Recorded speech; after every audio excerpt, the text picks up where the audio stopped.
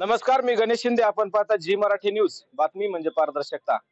काल पाहिलं असेल आपण पूर्ण महाराष्ट्रभर मध्ये हैदराबाद गॅजेट लागू झाल्याच्या नंतर मराठीने जो जल्लोष केला आणि आझाद मैदान तेव्हाच सोडलं. मनोज जरांगे पाटील यांनी देखील आझाद मैदान सोडलं.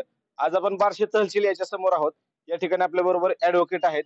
सर, काय सांगता येईल, काल हैदराबाद गॅजेट लागू झालं आणि सर्व मराठ्यांना कुठेतरी फायदा होईल असं वाटतंय, काय सांगता येईल? निश्चितच काल शासनानं आमच्यासाठी चांगला निर्णय घेतलेला आहे, परंतु आम्हाला त्याच्यामध्ये काही त्रुटी वाटतात आणि त्या संदर्भात आम्ही प्रांत साहेबांना निवेदन देण्यासाठी आलो होतो. त्या निवेदनामध्ये आम्ही हैदराबाद गॅझेट लागू करत असताना किंवा तो शासन निर्णय लागू करत असताना ज्या काही त्रुटी वाटल्या त्या आम्ही प्रांत साहेबांच्या निदर्शनात आणून दिल्या व त्याच्यामध्ये हैदराबाद गॅझेटचा उल्लेख फक्त 5 जिल्ह्यापुरता मर्यादित करण्यात आलेला आहे. परंतु आमच्या बार्शी तालुक्यामध्ये जरी ते 5 जिल्हे येत नसले तरी आमच्या बार्शी तालुक्यामध्ये त्या हैदराबादचे काही गावं होते. जशी की त्या गावांची नावं मी आपल्याला सांगतो. वांगरवाडी असेल, शेलगाव असेल, श्रीपत पिंपरी असेल, मानेगाव, बाबुळगाव, मुंगशियार, सासुरे असे 12 गाव आहेत. त्या गावांचा ह्याच्यात समावेश आहे का किंवा नाही, त्याच्यासाठी आम्ही शासनाला आणि प्रांत साहेबाला विनंती केली. याच्या संदर्भात ती तुम्ही मार्गदर्शक सूचना लवकर मागवा, त्याची नियमावली मागवा, कार्यप्रणाली मागवा व मराठा समाजाला जास्तीत जास्त कुणबीचे दाखले या गॅजेटच्या आधारावर मिळावे अशी आमची भावना आहे.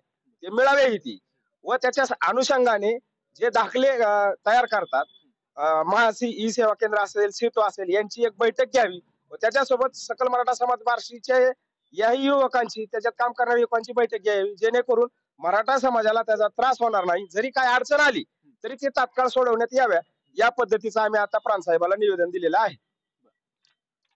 युवक आहेत, काय सांगता येईल, म्हणजे हैदराबाद गॅजेट लागू झालेलं आहे आणि आपल्या बार्शी तालुक्यातली काही गावं आहेत, परंतु काही गावं आणखी वंचित आहेत आणि ज्या गावांना मिळतो त्या गावांना तरी व्यवस्थित लाभ मिळावा यासाठी तुम्ही प्रांत साहेबाला भेटलेत, काय सांगता येईल? नक्कीच आज प्रांत साहेबांची आणि तहसीलदार साहेबांची भेट घेण्यामागचा एक आमचा मूळ उद्देश असा होता की काल जो हैदराबाद गॅजेट जे लागू केलेला आहे त्याच्या मार्गदर्शक सूचना, कारण मागचे सुद्धा असे जे काही गॅजेट वेगवेगळ्या पद्धतीनं शासनाने जाहीर केले त्याच्या मार्गदर्शक सूचना यायला काही काही वेळेस आठवड्याचा कालावधी लागतो. आता शासनाने जर मराठा समाजासाठी एवढा चांगला निर्णय केलेला असेल तर तो निर्णयाची अंमलबजावणी आजपासूनच व्हावी, ह्यासाठी आम्ही प्रांत साहेबांची भेट घेऊन त्यांना निवेदन दिले सर. त्याच्यामध्ये असा उल्लेख केलेला आहे की शासनाकडून ज्या मार्गदर्शक सूचना दिल्या जातात त्या लवकरात लवकर मागून घ्याव्या आणि बार्शी शहर आणि तालुक्यातील, कारण बार्शी शहर आणि तालुक्यातीलच मी काय म्हणतो, हैदराबाद गॅझेटियर मध्ये बार्शी शहर तालुक्यातील 12 गावांचा समावेश त्याच्यामध्ये आहे.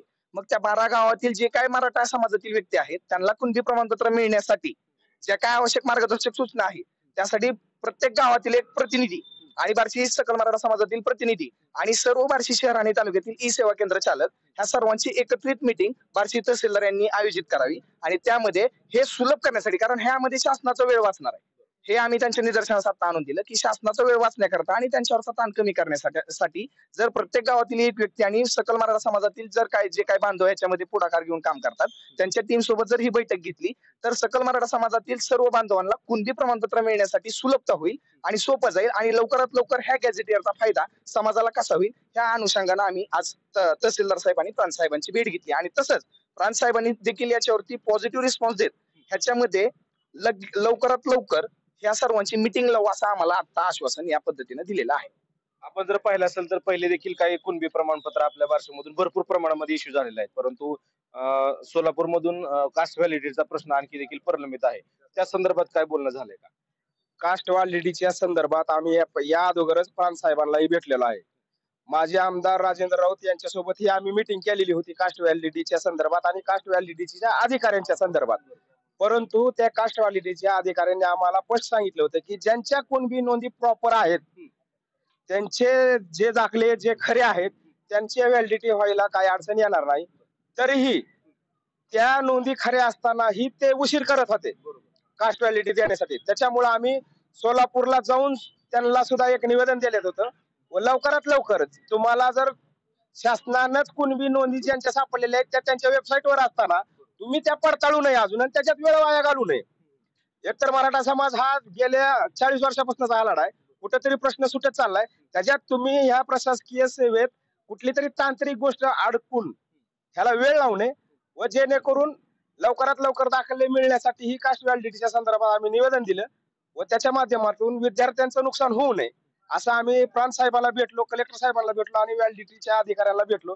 परंतु त्यांची वेळ खाऊ प्रोसिजर अजूनही चालूच आहे. पाहिलं असेल की हे पूर्ण मराठा समाजाची टीम आहे, ऍडव्होकेट आहेत.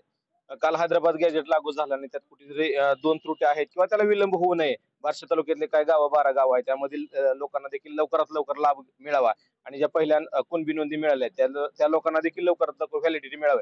असे काही विद्यार्थी सल्लग किंवा कुणबीच्या नोंदी संदर्भात या ठिकाणी ऍडव्होकेट आणि त्याची टीम या ठिकाणी भेटलेली आहे आणि त्यांनी चांगल्या प्रकारे ह्या ठिकाणी चर्चा करून त्यातून मार्ग लवकरात लवकर काढू असं देखील प्रांत यांना आणि तहसीलदार साहेबांनी यांना ग्वाही दिलेली आहे आणि मराठा समाजाला कुठेतरी सुलभता यावी या संदर्भात त्यांची खटपट आहे हे आपण सर्वजण जाणत आहात.